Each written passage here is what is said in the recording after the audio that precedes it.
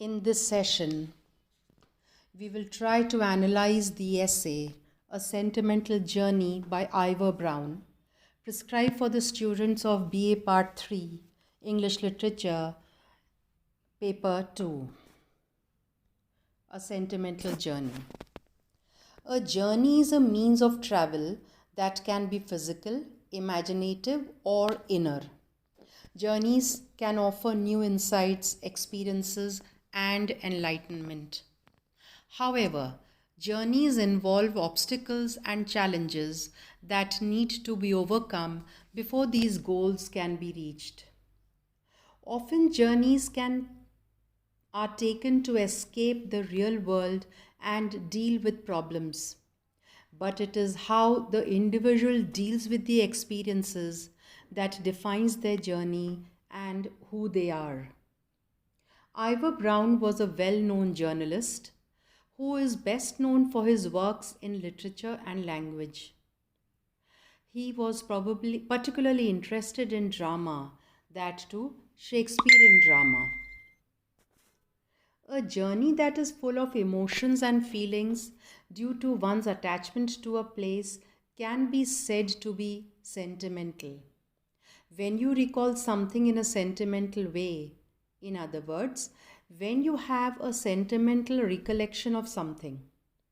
Since the writer Ivor Browne returns to his native village in eastern Scotland, the journey back to his old home is full of emotions and feelings.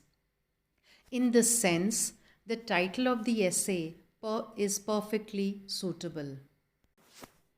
In this essay, we are given the description of the beauty of eastern Scotland. Upon his visit, Browne finds that in spite of many changes that have taken place in the last 25 years, not much has changed in this region. Although he finds that the landscape is greatly reduced, it has become scanty, but has increased in discipline and beauty. The essayist expresses his remorse and grief about the narrowing of the landscape. The farming methods are still in use here are as those of Homer's time. Homer, by the way, was an ancient Greek poet. In other words, the farming methods are still the same old ones used for centuries. At the same time, the people around these parts are aware of the modern methods of farming, but their children are gone away from home for their higher studies. So perhaps the fathers or grandfathers still follow the old methods that are familiar to them for farming particularly. Another change Browne finds is that life is no longer dominated by the village minister, which means the priest of the church. Earlier, the priest dictated the do's and don'ts of life, but this is no longer the case. Priests can no longer dictate to people, but he is also satisfied regarding the progress in the area, which is admirable. Returning to his native place, the writer tries to recollect his childhood. The world has witnessed many great changes in the last 25 years. Empires have declined, aristocracy has reduced, democracy has become the system of governing the state. The evolution of automobiles has changed the life of people drastically. Communication with one another and movement from one place to the other, that is, has become much easier. But the use and value of currency has reduced. Earlier, people had gold coins and other valuables, but that is no longer so. Maybe because the cost of living has risen, things have become much more expensive, and people have had to perhaps do away with their valuables, that is, sell them in exchange for money. The changes have deteriorated the quality of life, and the writer is filled with remorse and grief. Referring to his visit to eastern Scotland 25 years later after he left it, his childhood memories of early boyhood are revived. The present beauty of the region is compared to how it used to be. He is happy that the changes in the landscape are few. The farming in the region is still done according to the old traditional methods as told in the previous paragraph. The writer has a chance to witness the games in the village, which were popular in the 1900s and are still played with the same enthusiasm and vigor. Watching the games gives him the same pleasure as it did when he was a boy. The tea that is at the games is still served along with neat bags of cake, which he fondly remembers maybe.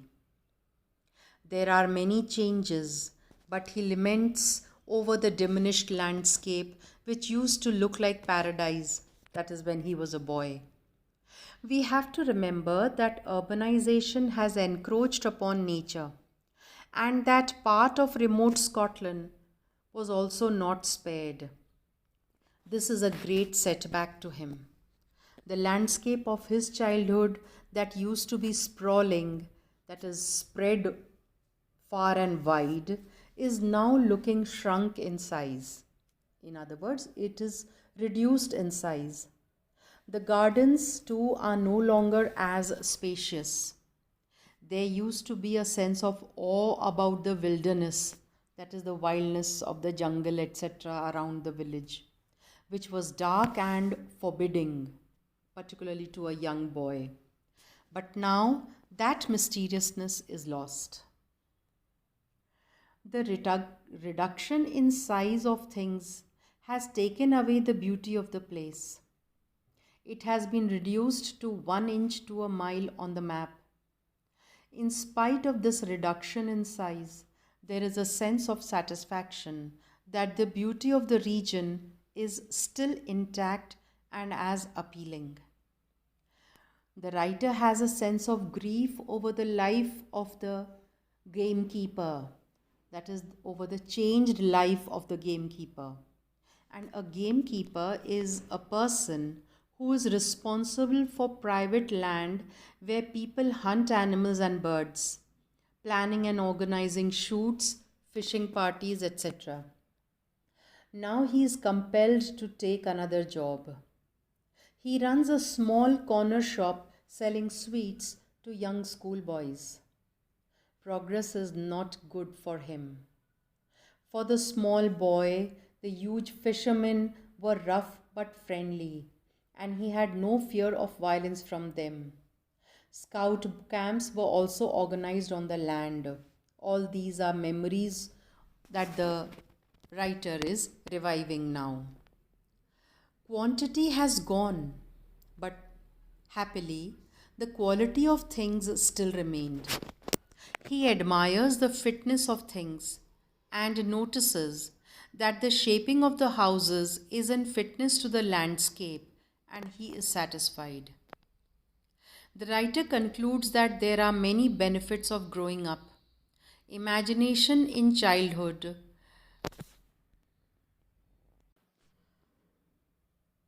is in a way limited. But when you grow up, you can extend your imagination to far off places. The reason ability is easy to understand. With experience comes better understanding and vision. It provides an opportunity for adventure. The compensation of growing up outweighs the loss of childhood, and with it one's innocence. What we have gained with progress and civilization is not such a bad bargain after all. The writer ends without any regret or remorse now. The gains of progress are quite generous, although what has been lost is the past and it cannot be regained or recovered. We cannot bring it back. He concludes by saying The house in which I gladly lived has become the house I gladly look at. He is happy and satisfied with what he found on his return to his village. Memories of his boyhood have given him immense happiness. The revisiting has not been so unhappy after all.